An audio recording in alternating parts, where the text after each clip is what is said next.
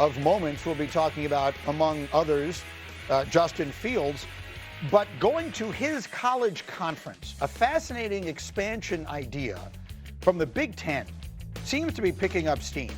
The Big Ten pondering a plan to expand the college football playoff to 24 or even 28 teams.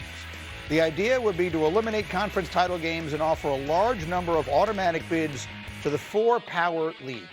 So I was on a flight that got diverted on Saturday. I had a lot of time to spend reading Pete Thamel's reporting on all of this, and I immediately texted the producers of Get Up and I said, I need Heather's stat Monday morning to explain that. Heather, I want you to explain to me, like I'm a 6-year-old child, how exactly this would work, where college football, a sport that up until a few years ago had a 2-team playoff, might be looking at a playoff that could have as many as 28 teams in it.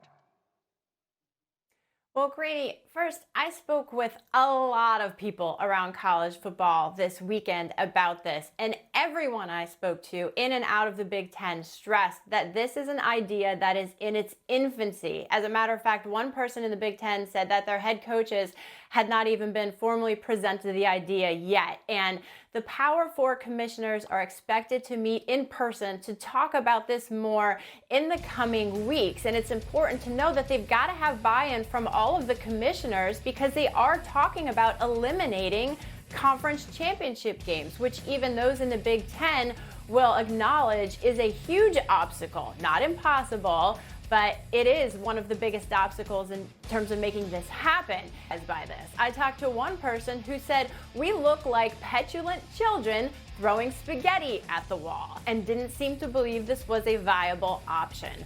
So there's a lot of discussions that have to take place, but from the Big Ten's perspective, they think this could be a fun mini March Madness type of event with playing games that would enhance the regular season. And the Big Ten, a source told me, they're willing to do whatever it takes to study it. And so just very quickly, the structure of it, for those who didn't read the stories over the weekend, am I understanding this correctly? The Big Ten and the SEC would get 7 teams each into this playoff? That's right. 7 teams each, and then the Big 12 and the ACC would have, I want to say, 5 off the top of my head. There would be 2 guaranteed spots for the group of 5 conferences, 2 more at-large bids.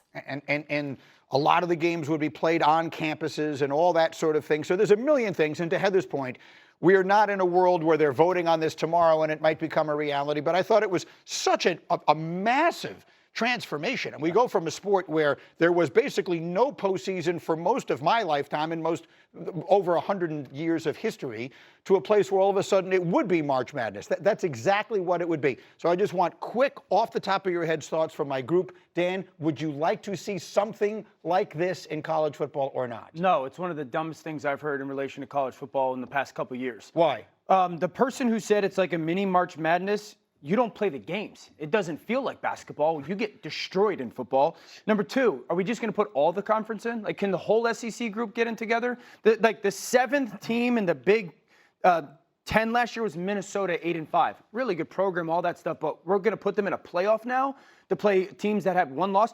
How many games are we playing?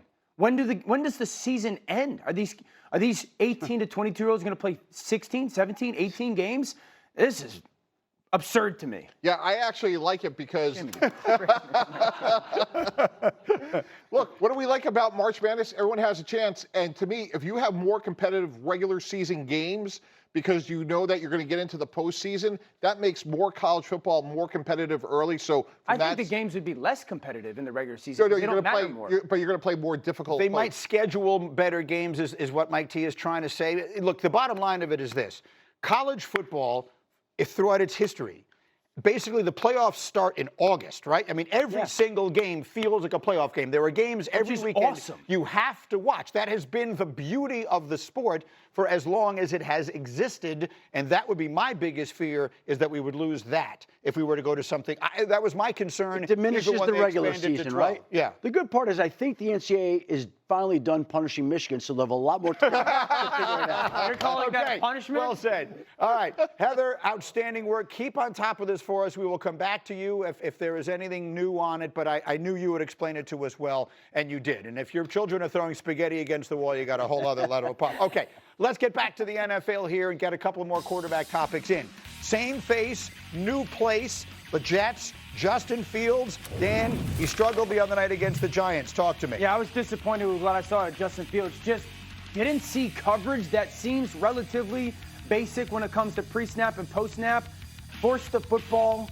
Again, physically playing slow. Like, the thing that I've wanted to see from Justin over the past 2 or 3 years is just getting rid of the football faster, physically.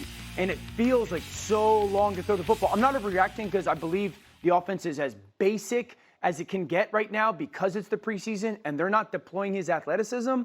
But I was disappointed with the way he played. This team is going to have to win running the football with a lot of different running backs, playing great defense. It's going to set back offense. It's not going to be what people want to see. It's not going to be what people are used to seeing in the NFL these days.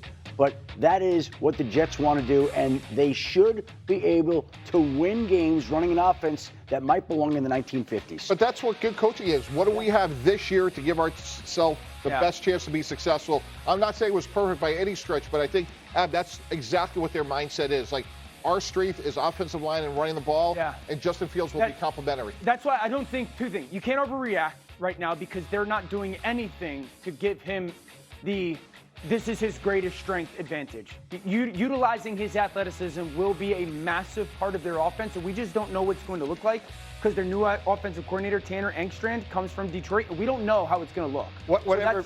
I'm sorry. They're also not going to show you. Correct. So in the second preseason game. In the regular season, they could run him 10 times a game. It could look very different. I know, but some of these throws, Dan, are throws that it feels like he should be able, regardless of what the offense is, he's throwing the ball 5 yards short of the receiver. Yes. Who's only standing 8 yards away. Yes. So like, there's no question. And that's why it was a discouraging performance, is what I'm trying to say. And the reality, like, when it comes to the Jets win-loss, they can't get down. Am I 10 wrong? points. I mean, I'm watching this game like, what the hell is this? Brady's all exasperated about this. Well, there was no other way to feel. It was disappointing. Wait, Grady, context, like 1 minute we were just talking about the postseason with college football. We're not even in the regular season yet, and you got your consternation going. Well, I would describe myself as concerned. Yes, I would be, because, I mean, that was, look, here's why. Because all of the things people have told you need to worry about. Look, I've been a Justin Fields. Anyone who watches this show knows I have been his biggest fan, his biggest supporter, his biggest believer. I'm not jumping off the bandwagon. But everything that people have told you he's bad at was on full. Argue it. I can't argue it. It was not good in all aspects.